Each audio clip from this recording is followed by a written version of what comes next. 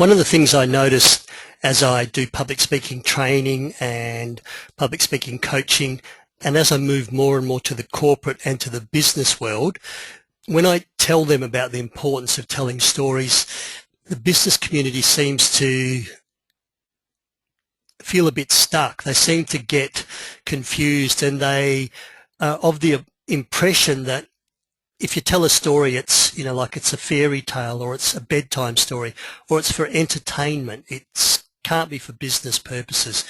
In business, you need to have the data, the facts, the trends, the cold hard truth, and stories don't carry that. Well, welcome to this webinar, How to Develop and Use Business Stories that Persuade and Influence.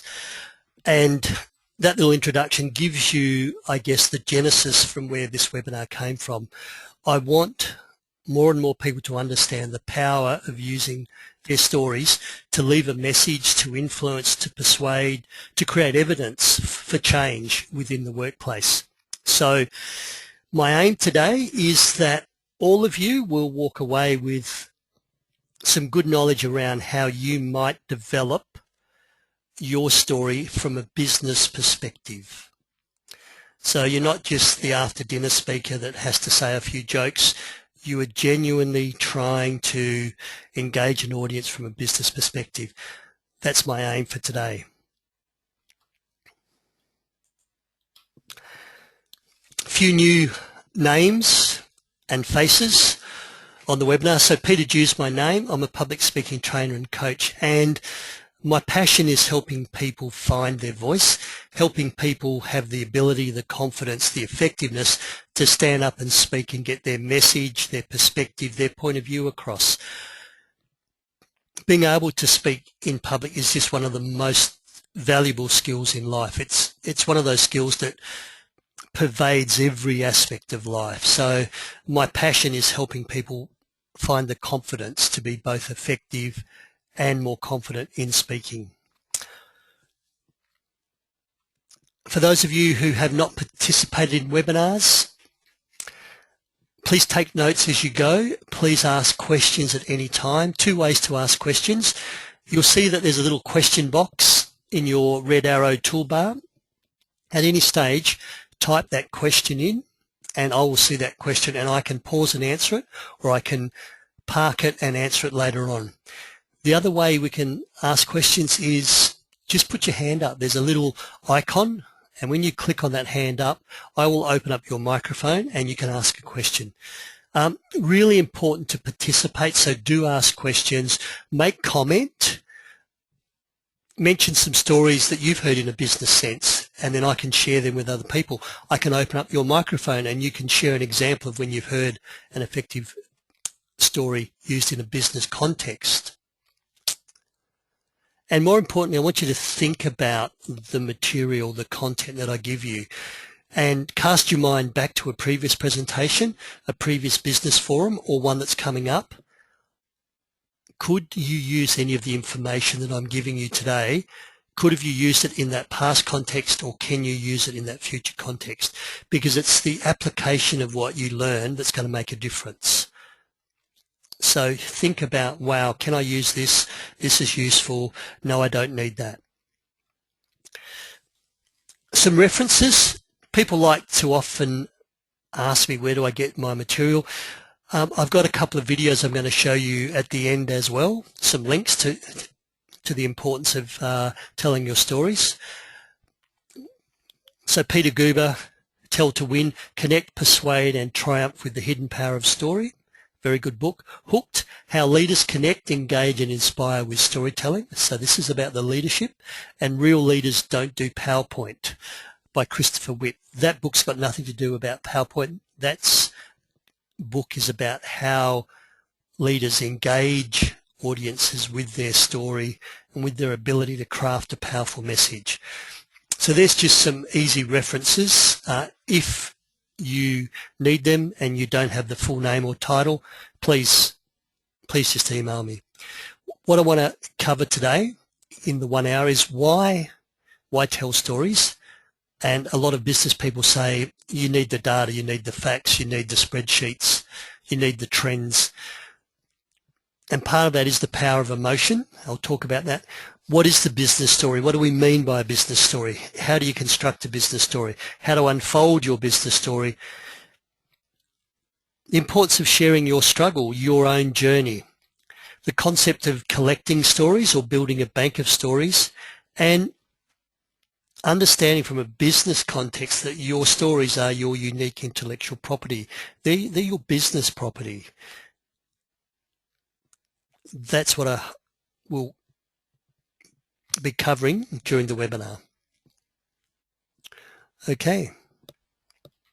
So why tell stories? And I know some of you have been on my workshops in the past, so some of the information will not be new.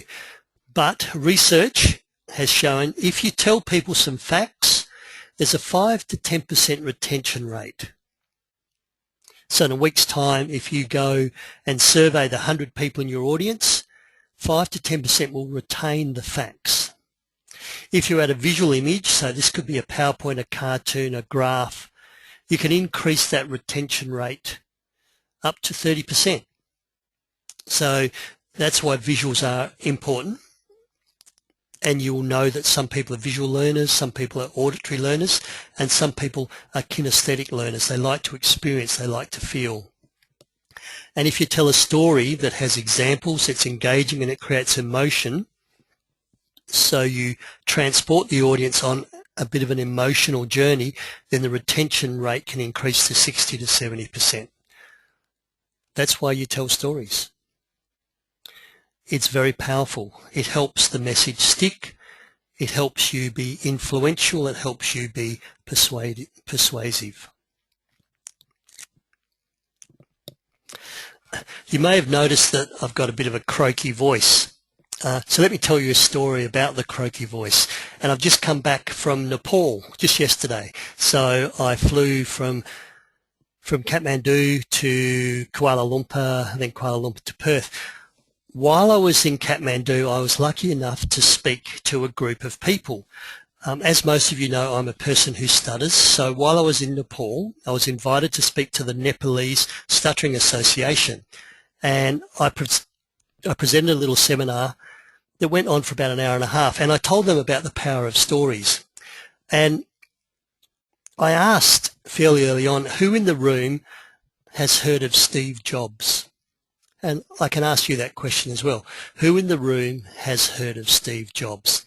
And all these heads in the room frantically shook side to side in that no motion. And it caught me by surprise. And I thought, wow, how am I going to deal with this? And then it dawned upon me that Nepalese and Indians are very similar in the shaking of the head from side to side is in agreement. So one of the things I tell people to do before speaking is to know their audience inside out. Are there any cultural awarenesses you need to be aware of? What are their needs? Where are they hurting? How's your message going to help them? And I knew my content. I was ready to plug and play, but I didn't do the research on my audience. So I broke my own golden rule, and it caught me out. So for the next hour and a half, it was really quite amazing watching all these people shake their head from side to side in disagreement, when in fact they were in agreement. Afterwards, the guy down the front who shook his head side to side the most came up to me and shook his head side to side and said, "Peter, I absolutely loved your presentation. You're inspirational. I've been afraid to get promotions. I've been afraid to go for things because of my stutter, but you've now inspired me, and I'm now going to go out there and take some risks." So guys, you really do need to know your audiences, especially when you're speaking internationally, but we have a large Indian population in Australia, in Perth. So just be culturally aware. Really quite amazing. For the whole hour and a half, these heads were going side to side, as they obviously enjoyed what I was saying. But for me, the speaker, it caught me a little bit unawares. So Benjamin Franklin said, if you just tell me, I'll forget. If you teach me, I'll remember. If you involve me, then I'll learn. So it's about involving your audience so that you can inspire and persuade them, educate them, or transport them with your story. This is the power of the story. This is why. It's the emotion that people remember. Going back to Aristotle, one of the Greek philosophers, one of the fathers of public speaking, pathos. He spoke about pathos and ethos. Ethos is your ethics, but pathos is your passion. And it's the emotion and the passion with which we speak. And you need to have that passion and that emotion and that energy, and the stories help you convey that. I don't think I've seen too many people really passionate as they present spreadsheets and data, but when they go into what this means and they draw an analogy to a story, you sometimes see them come alight. So the passion needs to be there. And one of the things with emotion and one of the things with your passion is you need to remember that people will not remember what you told them. So they're not going to remember the next steps, the facts, the data, the process, the how-to, the statistics, the information, or if they do, the retention rate will be about 10%. People are going to remember how you, as a presenter, as a business speaker, how you made them feel. Did you make them feel that there was hope? Did you make them feel that there was a new way forward? Did you make them feel, wow, I can do this in my business, or this is really cool, I'm going to try that? So it's your stories that help create an emotional experience. If you just put in data, then the retention rate funnels down to a very small amount. So please, use your stories to create that emotional experience.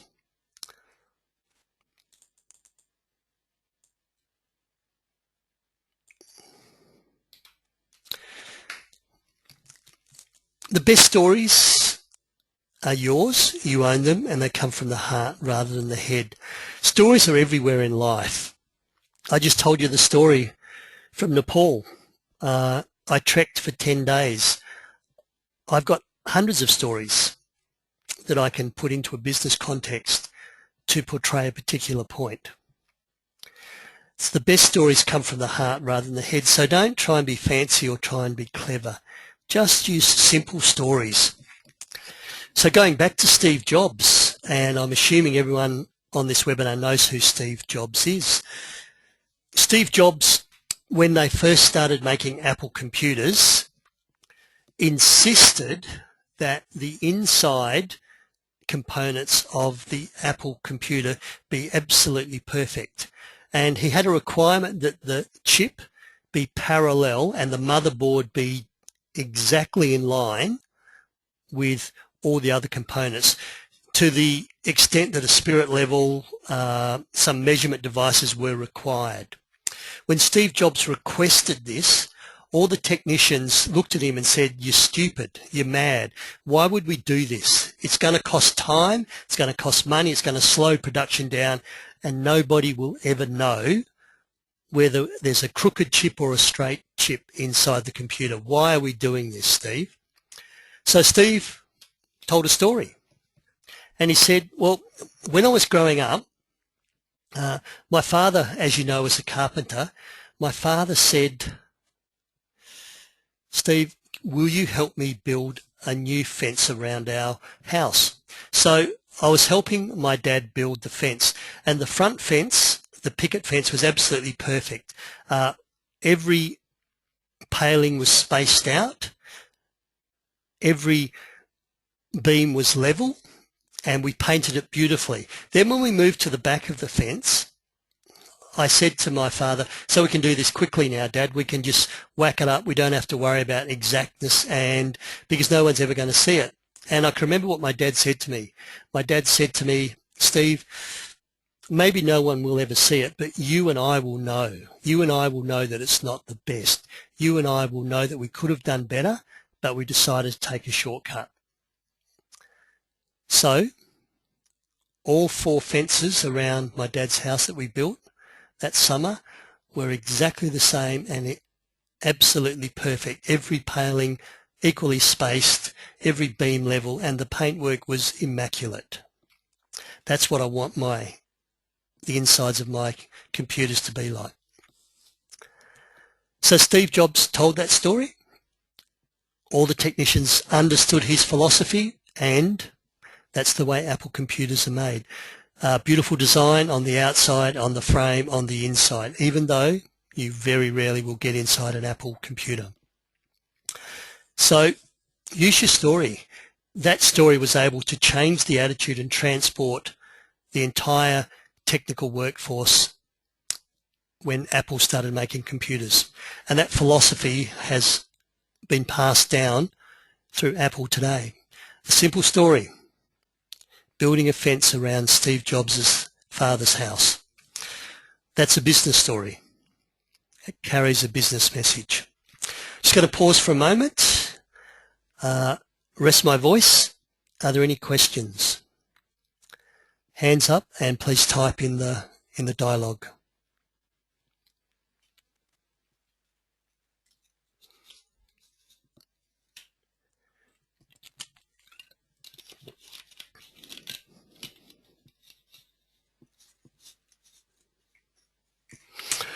Okay, and yes, it is, stories come from everyday life, so it's not about creating a story, it's just picking something that's happened in your life and applying it to a business principle, applying it to a message you're trying to impart on your staff or to your organisation. So Steve, you've got your hand up, so I will open up your microphone. Steve, fire away. Yeah, Peter, can you hear me? Yes, perfectly. Yeah, good. I was just wondering, I guess I've heard some stories, in presentations, and I thought they were either a bit trite or manufactured or not appropriate, I guess. Yep. So I guess, there's always a risk that, that might be the case. I just wonder what you might sort of comment about that. Yeah, okay. Thanks, Steve. So Steve's basically asked about, he's heard stories that have been inappropriate, a little bit trite, or a little bit manufactured. And I guess the answer to all of those is choose the right stories, don't manufacture stories, and don't be trite. When we come to the last slide, or second or third last slide, there's 5 common mistakes that people make when they tell stories. And one of them comes down to framing. And framing is choosing the right stories for the right audience. And if you choose a story that works with one audience and then just assume it's going to work with some other audience, you could be mistaken. So the concept of framing is putting it in the context and using the language that that audience knows, and that's about knowing your audience and walking in your audience's footsteps. I made a big mistake once, and I might make it again today.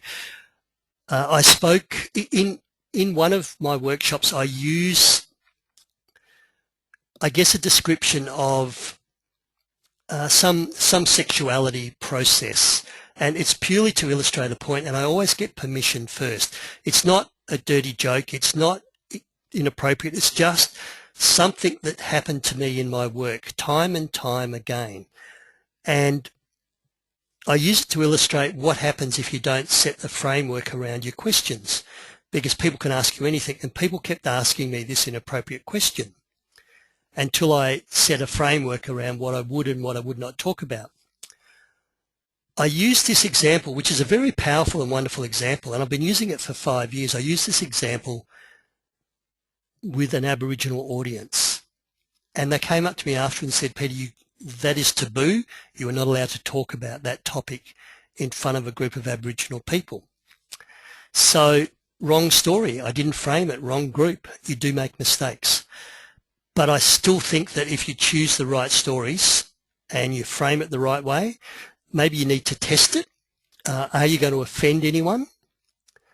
As I did indeed. And what's the point of the story? The point of the story must have a business a business point. There must be a business reason. Otherwise you're an entertainer or a stand-up comedian. So that's not what I'm talking about in terms of business stories. Thanks, Steve. Just looking. Okay, no more questions. Let's move on. So let's get down to the business story. When you provide data, and that was what was going into the funnel, examples, case studies, research, numbers, facts and figures, return on investment, spreadsheets, what you need to realize is that they appeal to the head or to your logic or to your thinking. So once again, it's the knowledge and the data, and you start to think about it.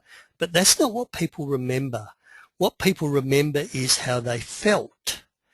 So when you leave the data to one side and you talk about personal stories, you have a story with purpose, or you have a story or an anecdote that supports your data, or you'll share your struggle or your experience, then that appeals to the heart, the emotions and the feelings of your audience, which then is more memorable.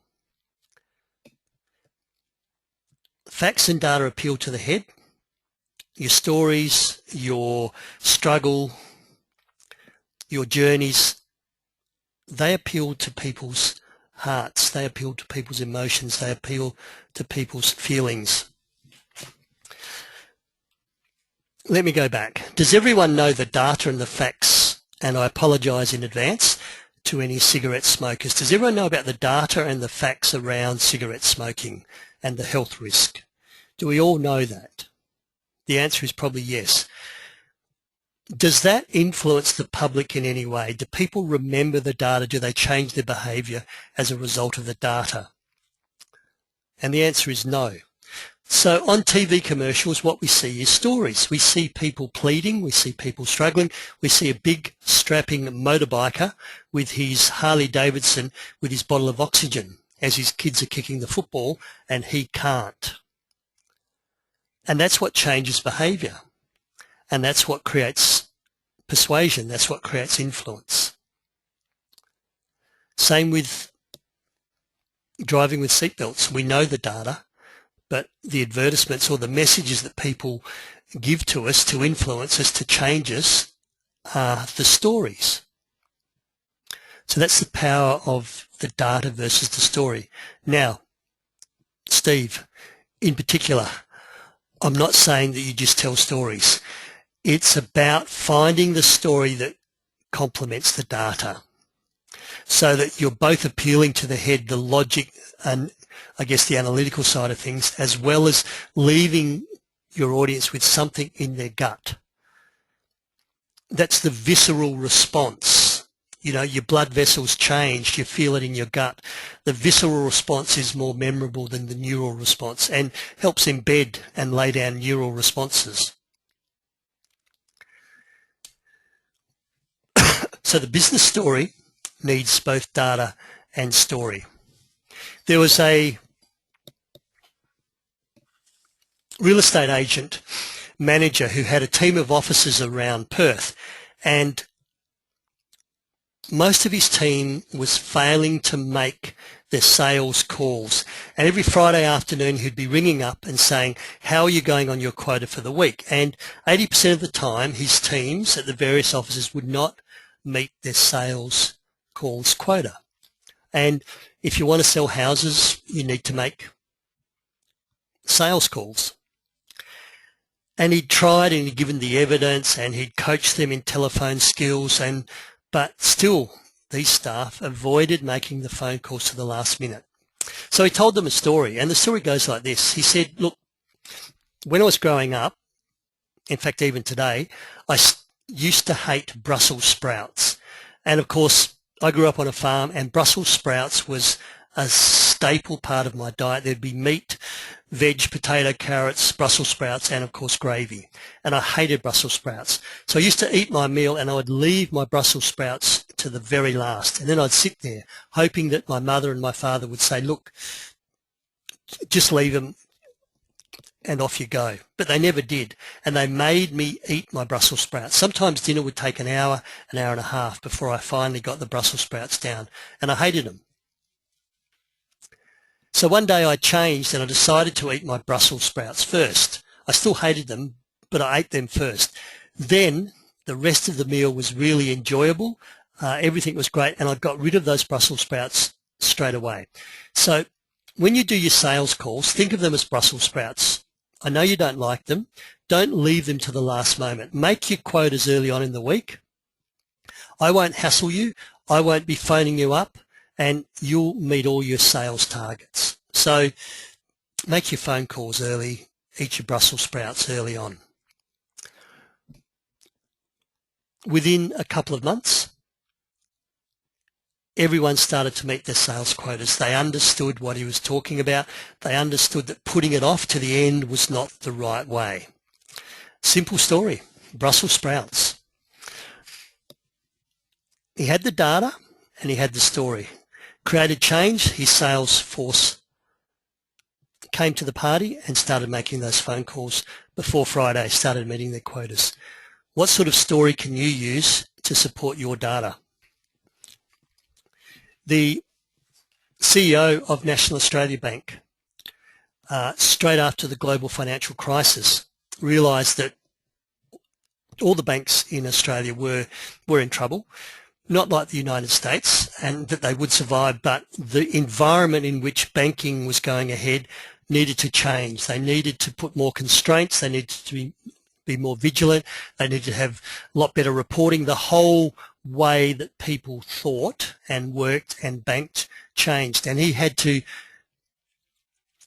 work out a change management philosophy that would filter all the way from the top, because he knew it had to happen all the way down to the branches. So he got all the executives together and he told this story, and he said, 5 years ago I was in one of the Sydney to Hobart yacht races. The weather turned really bad and several boats were lost and a few lives were lost as well. What we've got now with this global financial crisis is we're in a yacht race and the conditions have changed. It's no longer about winning the race. We don't need to win any races. We just want to get National Australia Bank to the finish line unharmed and intact. So our goal as we move forward, because the conditions have changed, is to adapt and to be innovative and to get to the finishing line. So when I ask you to implement this policy, to change the way we do reporting, I want you to understand that we're in a race of survival, not a race to win. And that story was enough to turn all the directors around, then go back to those branches. They told the same stories and National Australia Bank was able to turn around. Use your story. So how to unfold a story? How do you unfold your story? It's really quite simple. It's a very simple 3-step process. First thing is paint a picture. Let the audience know what's happening. So by paint a picture, I mean, what's the problem? What's the issue facing you? What's the challenge? Or what is the question that needs to be answered? What is the question on everybody's mind? What is the elephant in the room that nobody wants to talk about? So paint that picture.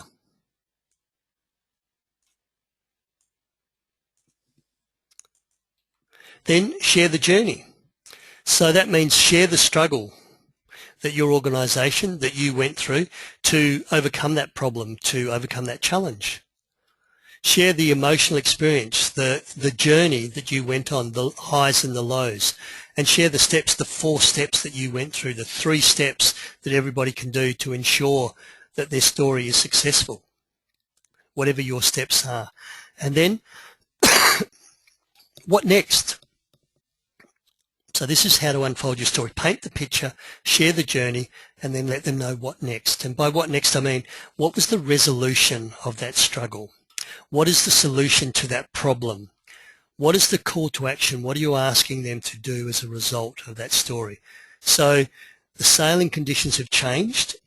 We're not trying to win anymore. We're just trying to survive. So I want all of you to come on board and embrace these new policies that are going to help us stay afloat. That's how you unfold your story. One concept that'll make your story very powerful is to have a violation to expectations. So you're telling a story and people are expecting something to happen, and then there's a change or there's a twist. And I've written a few words there. So this is the aha moment, this is the loop, this is the twist, this is the hook, this can be the punchline as in a joke, this is the violation, this is the sideways, the sliding doors moment where it's unexpected. Those stories are very memorable because they not only create emotion, but they also create a violation of expectation. And failure to succeed can be your story. And it's not the failure that matters, it's the lessons that you learnt and what you would do to correct. And many business people say, you know, fail big, fail fast, and then learn from it and then move on. And Thomas Edison, with his 10,000 prototypes, 10,000 failures, said, that's another one that I know doesn't work, so I'm one step closer. So your personal struggle is one way that you can share a story. And remember, it's your story, so you don't have to make it up. And Steve said contrived stories. So that's where authenticity and genuineness are very important. So were you the odd one out? Were you treated differently? Did you succeed despite adversity?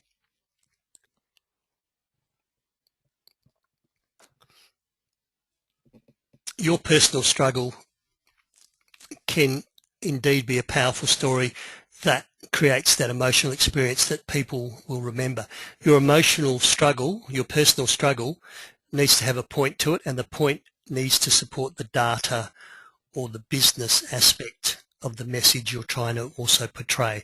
So you're not telling stories here, you're sending business messages using stories to create the persuasion and also the memorable moments. I can remember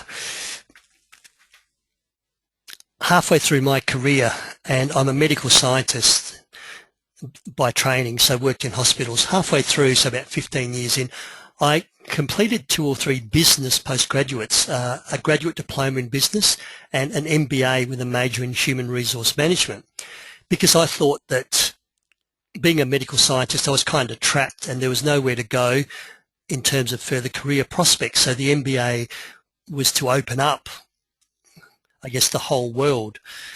And I applied for a job with Disability Services Commission and I was offered an interview. It was within HR. And at that time I was stuttering fairly badly. And I asked if I could have a little bit more time for the interview. The normal interview was, I guess, 1 hour, and there's probably 15 minutes introduction, then 45 minutes to answer the questions. It would probably take me an hour and a half at that time. So I said, look, do you mind if I have a little bit of time or if I go over time because I stutter?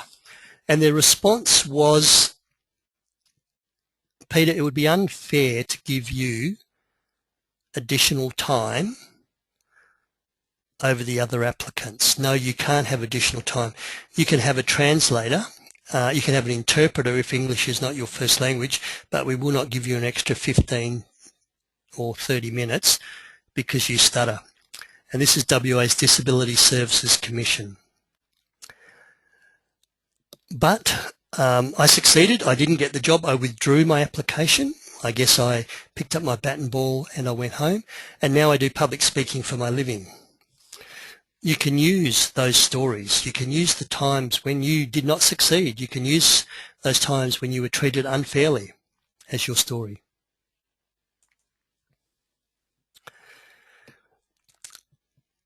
Another concept of why stories are so good for business is they are your unique intellectual property. So they're not contrived. These things actually happen. This project that you were working on, that was going over budget and over time, and you did some innovative project management techniques, brought on some extra resources and were able to turn that project around, that is your story. You own that. That is your unique intellectual property. Somebody can't say, look, I don't think that happened. That's a load of rubbish. That contravenes all project management practices. You can once again say, well, let me tell you the 4 steps that I did to bring this project back on track. And these are the 4 steps I did. So I want you to consider, you being the audience, I want you to consider this is a new way that we could do things more effectively. Or if you work in the disability or the human services field and you had a family that was struggling with a child with an intellectual disability and they were at the end of their capabilities, and you as their caseworker or support worker connected them with some other families, with some other resources, some respite, you found some support workers, you found them a small additional source of funding, and all of a sudden as a result of your innovation you turned that family around. That's your unique intellectual property. That's your story. Nobody can say to you that did not happen.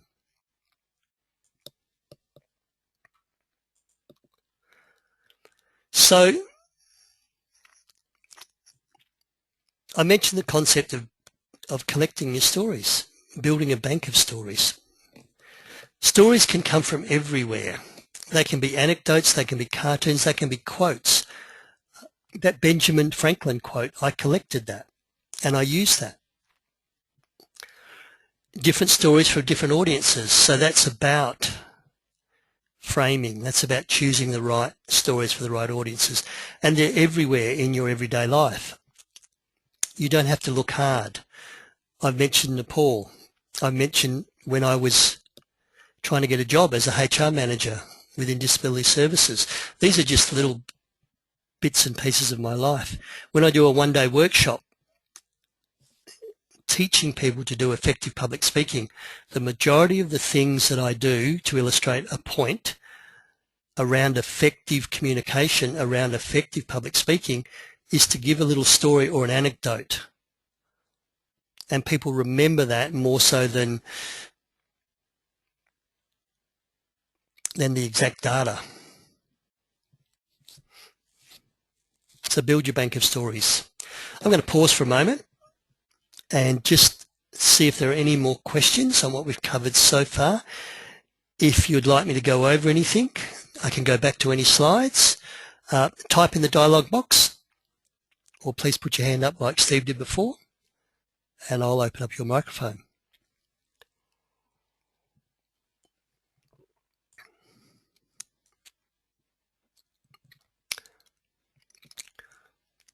So Steve, I've told you, I guess, 3 genuine business stories, and they're not my stories, so I've borrowed them from somewhere where I've read. Steve Jobs, the real estate agent, and also the chairman of the NAB Bank. Did you see how those stories were not contrite and were appropriate for what the change or the message they were trying to get to their audience, which in this case was their staff? And someone's written for me, I feel Kyla, I feel I don't have my own stories worth telling. This is a person who travels the world and faces many challenges. Yeah, stories are everywhere, Kyla. So I guess first thing I would do is clarify your message and the purpose. What is it that you want to talk to people? And then just look for a little story that illustrates that. And they'll walk away with the message, but the way they remember the message is probably through that little anecdote. Kyla, we need to talk via email after this webinar. I feel I don't have my own stories worth telling. Yeah, thanks. Okay, let's move on. And once again, don't wait for me to stop for questions. This is meant to be interactive. Does anyone have any examples? So Steve mentioned hearing some stories that he didn't think worked. Has anyone got some examples of people, business people, that they've heard where the stories were in fact quite effective? Please just type those in. One of the things you need to do is come up with, I guess, your signature story. And my signature story, and I've shared it with a few people, and it comes from the question I get asked all the time, Peter, how does a person who stutters, and who stutters badly, and who avoided public speaking for just about all his life, how did he get into public speaking?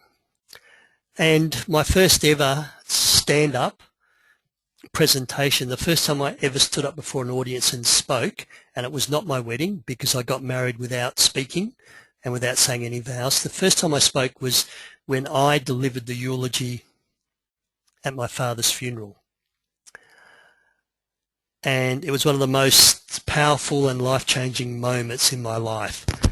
And it's a story that goes on for a little bit too long, but that is my signature story. And what I learnt from researching and doing my father's eulogy, and the empowerment it gave me at the end of the eulogy when everybody came up to me and said, wow, Peter, if you can do that, you can do anything in the world. What's your signature story? So in your bank of stories, there's those one or two signature stories that you know will have impact and you know are guaranteed to succeed. So that's the concept of the signature story. Okay.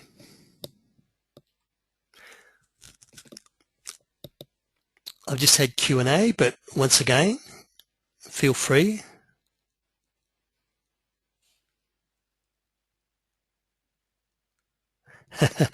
So I've just had a question. How did I deal with the story in Nepal? And yes, I did tell the story about Steve Jobs, and they all shook their head side to side with great enjoyment and I guess great agreement, and they understood the story. So I knew that Indian people move their head side to side sometimes when they're in agreement, and a lot of the Nepalese people also have Indian background, and most Nepalese are Hindu, not all. There's a lot of Buddhists there as well. And so I just moved on, and I recognised that that was a yes.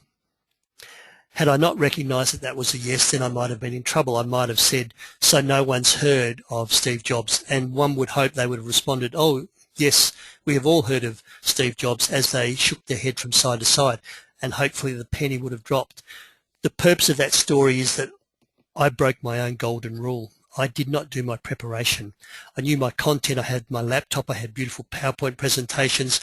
I arrived at the venue early, and I was just speaking to the Nepalese Stuttering Association. Hang on, what about cultural appropriateness? What about cultural nuances and those kinds of things? And I just went in unprepared. So yeah, I just recovered. I realised what was happening. But if I hadn't realised what was happening, I guess I would have been in trouble. And yes, what if the Aboriginal people hadn't had the courage to come up to me after my presentation and say, Peter, you do not talk about these things in a group of Aboriginal people. It is culturally inappropriate. What if they hadn't told me that? So that's why it's really good to do your homework and also to seek and invite feedback. So thanks for that question. So 5 mistakes when telling stories. The first thing is not letting the audience know in advance. And you may have noticed when I started, I said, look, you may have noticed my voice is a little bit croaky, and I've just come back from Nepal. Now let me tell you a story about Nepal. While I was over there, I had the privilege, so I let you know that I'm now going to tell a story. So that's one mistake. That's one mistake, Steve, not letting the audience know. Let me tell you a little story. Let me tell you about the time 5 years ago when that's one mistake. Using the wrong story frame, or using the wrong story. So framing, wrong story for the Aboriginal audience. I use an example of describing how much blood the human heart pumps. And when I'm working with Water Authority, and I'm off to Melbourne this weekend, and I'm going to be speaking to Colaban Water.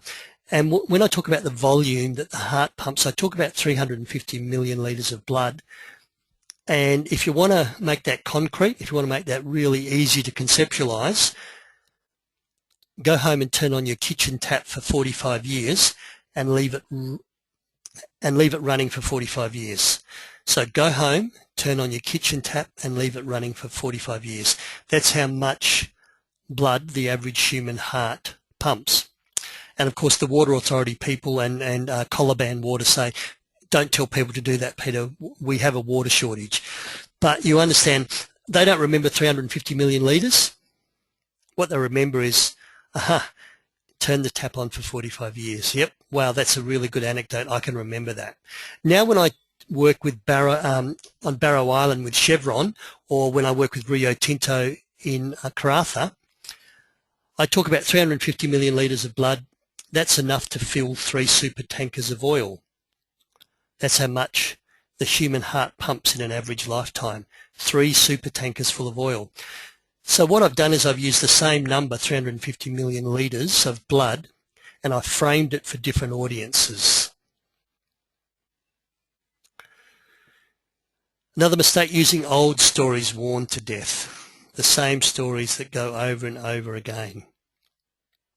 Not using your own personal stories and having to explain or interpret a story. So what I mean by that is, for those of you who didn't get it, what I meant was, no, don't do that. If you have to explain or interpret a story, if you have to explain the punchline of a joke, then it's not a very funny joke. If you have to explain or interpret or put some meaning to your story, then it's not the right story. So there are 5 things that will possibly help you muck up when you're working out what stories to use. So don't use the old stories over and over again. You need to collect new stories all the time. So the story I started with, my story from Nepal, that's 4 days old. That's pretty fresh. My father's funeral is quite old, but it's my signature story. Okay. Just before we finish, I've got some workshops coming up in Perth, and Melbourne. I mentioned that, Mildura and Bendigo. My next webinar, which is on Thursday, the 3rd of April, is about just ensuring that every presentation is a success. It's your checklist, and one of the checklists are, do you need to be culturally aware? So that's my next free webinar on Thursday, the April the 3rd. So that's just a brief promo of what's coming up. You'll find all those details on my website, or feel free to email me. I mentioned some videos to watch, and if you can't get these down, then please just Google. Nancy Girarte is the first speaker, and that's a TED Talk, and just Google your TED Talks, Nancy Girarte, The Secret Structure of Great Talks, and she talks about the way they use stories.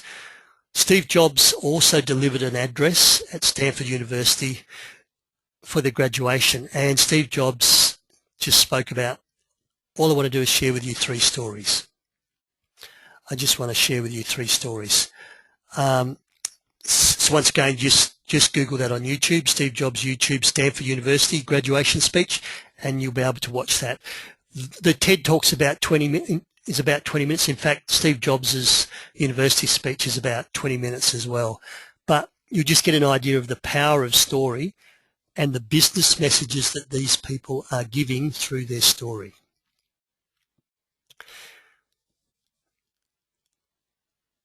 Just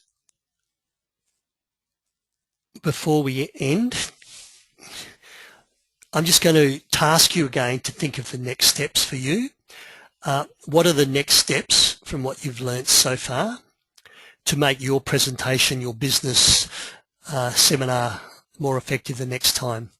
So Kyla, you need to identify a couple of small stories from within your life that give evidence to what your business message is. Without next steps, then this just becomes a webinar. So I just want to finish on framing. Some people struggle with the concept of framing, and it's taking your story, it's taking your data, it's taking your information, and it's changing it or shaping it or adapting it, or in fact filtering it for the right audience.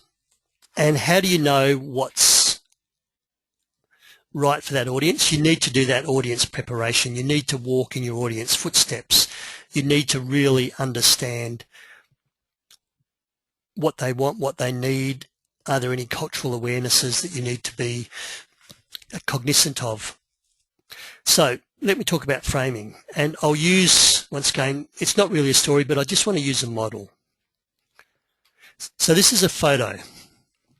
For those of you who are not in Perth, this is a photo of Cottesloe Beach. It's not a very good photo. I'm not a very good photographer. Let me reframe this photo. Let me reframe this story for different audiences. Let me choose an audience of Victorians who are travelling to Perth for a holiday, and they want to know a really quirky, exciting, interesting, fantastic place to have dinner in Perth. So I'm going to reframe that picture, and I'm going to take that subset of data, that subset of my story, and sitting in the Indiana tea rooms, watching the sun go down over the Indian Ocean is really a very unique experience. West Australians take it for granted, so that would be one of my recommendations for someone from Victoria, just to sit in the Indiana tea rooms one evening in summer and watch the sun set over the Indian Ocean. The Victorians, the New South Wales, see the sun rise over their shore, and very few see it set over the ocean. Let me reframe it for some young kids. And I know Cottesloe is not the best surfing beach in the world, but it's not bad for boogie boarding or for body surfing. So I've taken a subset. How are you going to frame your stories for a different audience? How are you going to choose? It's pretty good for parents and families. It's a really quite a nice beach. It's relatively safe. It's not a bad place to play a bit of beach volleyball as well. So that is framing. That is framing your stories. So I'm going to end the webinar there. I'm going to end with any last questions, any last comments.